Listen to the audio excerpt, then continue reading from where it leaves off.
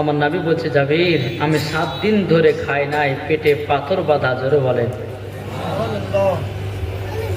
হযরত জাবির রাদিয়াল্লাহু তাআলা আনহু তিনি বাবার টুকটু টুকটু করে বাড়িতে গেলেন। বাড়িতে যাবার পরে বলছে, বলো বিবি, ও বিবি গো বিবি, বাড়িতে কিছু খাবার আছে নাকি? হযরতে জাবির রাদিয়াল্লাহু তাআলা আনহু বিবি বলতেছে, বলো গো আমার স্বামী গো, হঠাৎ করে খাবারের কথা প্রশ্ন করলেন কেন?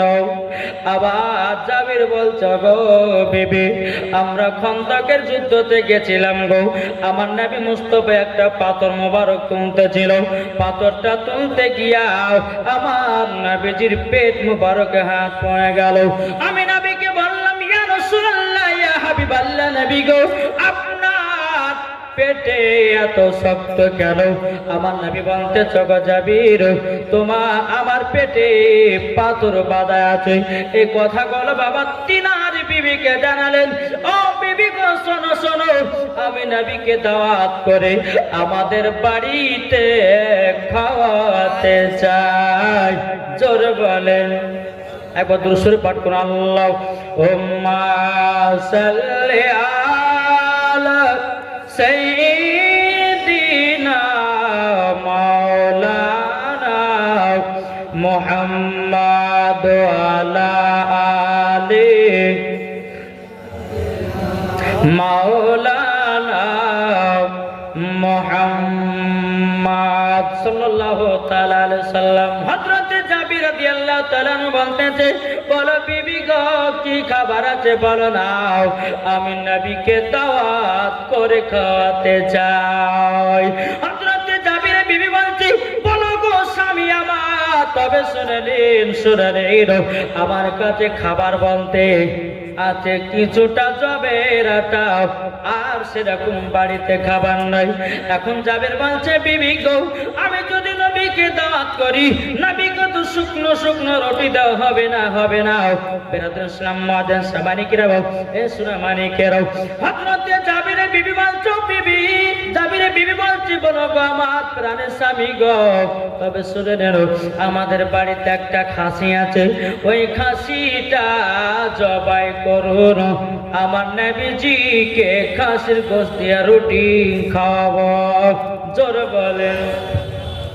বাবাজি মুসলমান ভাইরাও, এ সুনামানিকেরাও, এদিকে জাবির রাদিয়াল্লাহু তাআলা আনহু তিনি বাবা এক পা দুপা করে আমার নবীজির কাছে গেলেন। নবী মুস্তাফার সামনে পৌঁছালেন। আমার নবীজির কানে গিয়ে বলছে, নবী গো, আপনার দাওয়াত থাকলো আমার বাড়িতে। আমার নবী বলছে, জাবির তুমি আমাকে দাওয়াত দিয়েছো? আমার নবী বলছে, জাবির তোমার বাড়ি দাওয়াত কবুল করলাম। আমার নবী মুস্তাফা হাত মোবারক তোলে, এক হাজার সাহাবীদেরকে বলে, ও সাহাবীরা, তোমরা শুনে রেখে দাও, শুনে রেখে দাও, ও সাহাবীরা, তোমরা জেনে রেখে দাও, তোমাদেরও দাওয়াত থাকলো হযরতে জাবিরের বাড়িতে।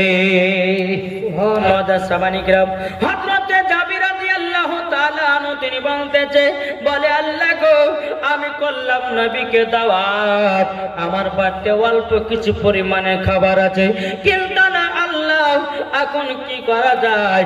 আমার নবী তো 1000 সাহাবীদেরকে দাওয়াত করেছে, আমার তো অত ক্ষমতা নাই, আমি একজন গরিব সাহাবী। হযরতে জাবির রাদিয়াল্লাহু তাআলা আনহু তিনি বাবা এক পা দুপা করে বাড়িতে গেলেন।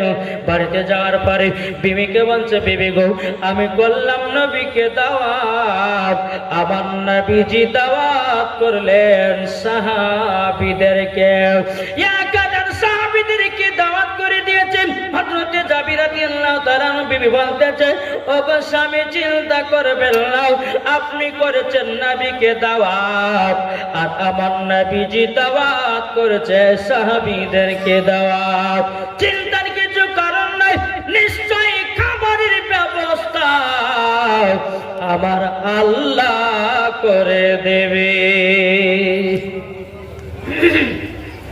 জাবিরের বিবি বলতেছে, স্বামী চিন্তা করবেন না, আর আমাদের ঘরে বৌমার হলে আমার দুটা করতে হবে, ভক্তিকে ভক্ত না। কিন্তু জাবির রাদিয়াল্লাহু তাআলা আনহু বিবি এতটাই বাবা বিশ্বাস ছিল, নবী যখন দাওয়াত করেছে নিশ্চয় খাবারের ব্যবস্থা হয়ে যাবে। এজন্য হবে না বেরাদান ইসলাম মাদার সামানিকরাও এ সোনা মানিকেরা বাবা আমার আব্বাজি মুসলমান ভাইরা এখন জাবেরে বাড়তে বাবা দুটো সন্তান আছে। জাবেরে দুটো সন্তান, একটা বড় একটা ছোট। এখন বেরাদার জাবির রাদিয়াল্লাহু তাআলা নূর বড় সন্তানটাকে নিয়ে বলছে বেটা চলো ছাগলটা জবাই করব। জাবিরের ছোট সন্তানটা ময়দানে বাবা খেলতে গেছিল। বাবাজি ছাগল যখন জবাই করা হলো, গোশতটা যখন আপনার ভালো করে আপনার কাটাকুটি হলো, বেরাদার সালাম মুআদ্দাস জামানিকরাও হযরতে জাবির রাদিয়াল্লাহু তাআলা নূর ছোট সন্তান ময়দান থেকে খেলাধুলা করে বাড়িতে ফিরেছে। বাবা দেখতেছে জমিনে রক্ত পড়ে। ছোট সন্তান বলছে বড় ভাইকে, ও বড় ভাই বলো বলো বলো জমিনে এত রক্ত পড়ে কেন? বড় ভাই বলছে গো ছোট ভাই আজকে আমাদের বাড়িতে দু জাহানের বাদশা আসবে, আমাদের নবী আসবেন দাওয়াত খেতে। আমাদের যে খাসিটা ছিল ওই খাসিটাকে জবাই করেছে, তারই জন্য জমিনে রক্ত পড়ে। এখন ছোট সন্তান বলছে গো বড় ভাই গো কেমন করে তুমি ছাগলটাকে জবাই করেছো, একটু কি আমাকে দেখাবা নাকি? বলো ভাই গো ছাগলটাকে আমি এতটা ভালোবাসা ময়দানে ছাগল চড়াতে নিয়ে যেতাম গো, একটু ছাগলটাকে প্রায় মহব্বত করে নিয়েছে। ও ভাই একবার তুমি দেখাইয়া দাও দেখাইয়া দাও। এখন বড় ভাই বলছে ছোট ভাই তবে এক কাজ করো, ঘরের ভিতরে যাও, যাবার পরে একটা ধারালো অস্ত্র আছে, ওই অস্ত্রটা নিয়ে এসো, আমি তোমাকে দেখিয়ে দিতেছি ছাগলটাকে কিভাবে হালাল করেছি, ছাগলটাকে কিভাবে জবাই করেছি। বেরাদার ইসলাম মুআদ্দাস সামানিকরাও জাবিরের ছোট সন্তান বাড়িতে গেলে, যাবার পরে একটা বাবা ধারালো অস্ত্র নিয়ে গেলেন। নিয়ে যাওয়ার পর ভাইকে বলছো ভাই গো ও গো ভাই নাও ধারালো অস্ত্র নাও। এখন বড় ভাই বলছো গো ছোট ভাই তুমি দেখতে চাও জমিনে শুয়ে যাও। ছোট ভাইকে জমিনে শুয়ে দিল। শুয়ে দেওয়ার পরে হযরতে জাবির রাদিয়াল্লাহু তাআলা আনহু বাবাজি তিনি আপনার যেন গলাতে ছুরি বা জিনাল চালিয়ে দিল। সকলে বলো ইন্না লিল্লাহি ওয়া ইন্না ইলাইহি রাজিউন। ছোট সন্তানের গলাতে অরিজিনাল বাবা ছুরি চালায়া দিল। হযরতে জাবির রাদিয়াল্লাহু তাআলা আনহুর বাবাজি বড় সন্তান কি করেছে বাবা, তিনি বলতেছে আল্লাহ আমি তো বড় ভাইয়ের অরিজিনাল ছোট ভাইয়ের গলাতে আমি শুনেছি নিয়ে দিয়েছি, এখন এই মুখ নিয়ে তোমার সামনে দাঁড়াতে পারবো না, বাবার সামনে যেতে পারবো না। আজকে দু জাহানের বাদশা নবী আমার আসবে, তিনার কাছেও আমি দাঁড়াতে পারবো না। হযরতে জাবিরের বড় সন্তান উঁচু জায়গাতে উঠে বাবা তিনিও নিচে পড়ে দুই সন্তানই মারা গেল। সকলে বলুন ইন্না লিল্লাহি ওয়া ইন্না ইলাইহি রাজিউন। এই বাবাজি মুসলমান ভাইরা এখন জাবিরের বিবি দুই চোখের পানি ঝরে কাঁদছে, বলে স্বামী গো আজকে আমাদের বাড়িতে দু জাহানের বাচ্চা আসবে গো, আর আমার বাড়িতে দুটা বাচ্চাই মারা গেল, দুটো বাচ্চাই মারা গেল। বেরাদার ইসলাম মুআদ্দাস সামানিকরাম জাবিরের বাবা বলতেছে ও বিবি তুমি কান্না করো না কান্না করো না, আল্লাহ যা করে ভালোর জন্যই করে, জোরে কন্না সুবহানাল্লাহ।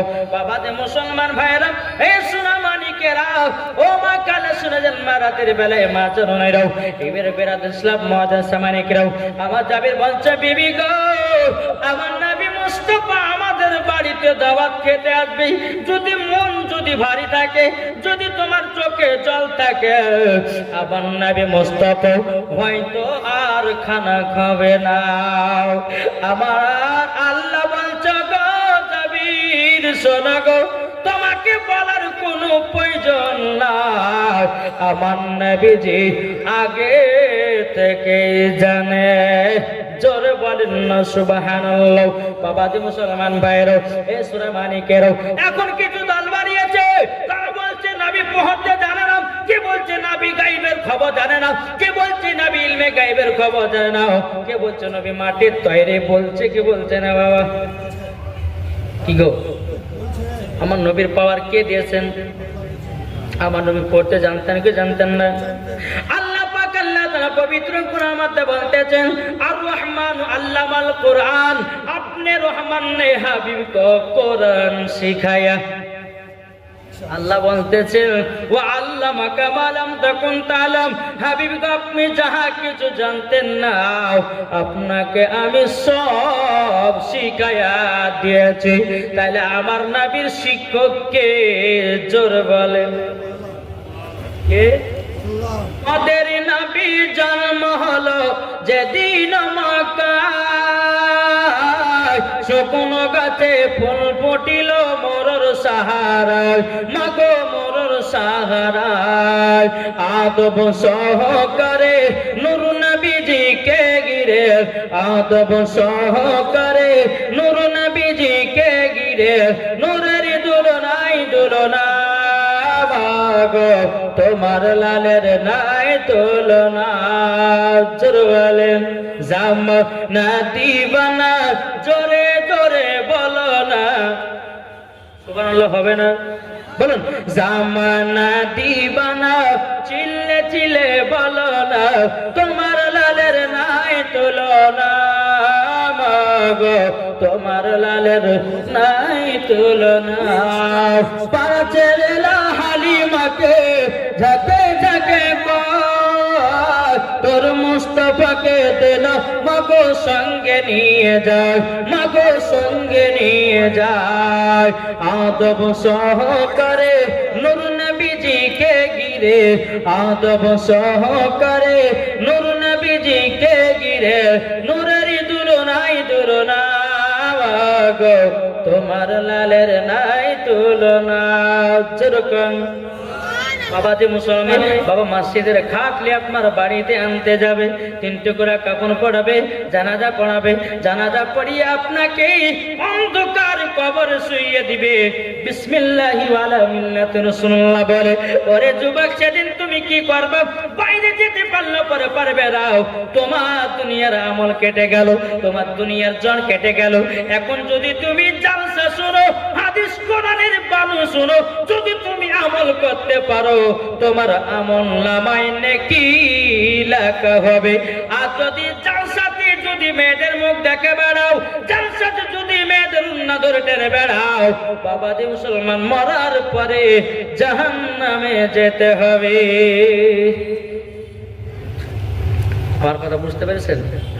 জি, এদিকে আমার নবী মুস্তাফা সাল্লাল্লাহু তাআলা আলাইহি সাল্লাম বাবাজি জাবিরের বাড়িতে বাবা সকাল বেলায় ঢুকতেছে, ইয়া কাদার সাহাবীদেরকে নিয়ে যাবে। আমার নবীজি বলছে বলো গো জাবির, জাবির যাও তোমার রুটি এবং আটাটা এবং গোশতটা নিয়ে এসো। বেলাল ইসলাম মাঝে সামানিক রাম হযরত জাবির রাদিয়াল্লাহু তাআলা আটা নিয়ে আসলো, গোশতটা নিয়ে আসলো। আমার নবী মুস্তাফার তুতু মুবারক বাবা আটাতে দেওয়া হলো, গোশততে দেওয়া হলো। জোরে আরে বাবাজি আমাদের তুতু আর আমার নবী মুস্তাফার তুতু মুবারক কি এক হবে? আমাদের তুতু বাবাজি বকরা বকরা গন্ধ করে, আর আমার নবী মুস্তাফার তুতু মুবারক মুস্কে আম্বারে তো খুশবুদার। এক বাংলাদেশের বক্তা বলেছি, তার নাম বাবা আমি বলতেছি না, বাবাজি তার নাম হলো শয়তান। সুন্নি বক্তারা নাম রেখেছে তার নাম শয়তান। এই শয়তান বলতেছে নবী যখন কথা বলতেন তিনার মুখ থেকে নাকি দুর্গন্ধ বাড়াতো। জোরকার নামাজ বিল্লাহ। এই বক্তারা শুনবে যে মরার পরে জাহান্নামে যাবে, সে ঠিক কিনা বলেন? এই বক্তা আবার বলতেছে বলছে রমজান মাসে 3 মিনিট আজানের আগে 3 মিনিট আগে যদি কেউ ইফতার করে 100 নেকি, আজানের সময় যদি কেউ ইফতার খোলে তাইলে 10 নেকি। তাইলে বলুন ওকে জুতার বাড়ি পিটার দরকার আছে না নাই? কি গো? এই বক্তা বলতে যে কালো কাকের গোশ খাওয়া যায়, কেঁচা খাওয়া যায়, ঝিনুক খাওয়া যায়। ওকে ধরে নিয়েছে কেঁচা খাওয়াইতে হবে, ওকে ধরে নিয়েছে আপনার ঝিনুক খাওয়াইতে হবে, লে তুই খা। কি গো ঠিক না? তারপর এই বক্তা বলছে মহিলাদের মেন্সের অবস্থাতে যদি কেউ কোরআন পড়ে তো কোরআন পড়াও যায়। জোরকার নাউজুবিল্লাহ। তাইলে বলুন এই বক্তারা আজকে ইউটিউব আপনার সোশ্যাল মিডিয়াতে থাকতেছে আর যুবকদের বাবা মন খারাপ করতেছে, যুবকদের ইমান নষ্ট করতেছে। বাবাজি পেয়ে ধরে আপনার কেন কত কত ইসলামের ধর্মের মানুষদের আপনার মনকে নিয়ে তারা খেলা করতেছে। এরে বাবা, মাথায় টুপি থাকলে আলেম হওয়া যায় না, মুখে দাড়ি থাকলে আলেম হওয়া যায় না, গায়ে পাঞ্জাবি থাকলে আলেম হওয়া যায় না।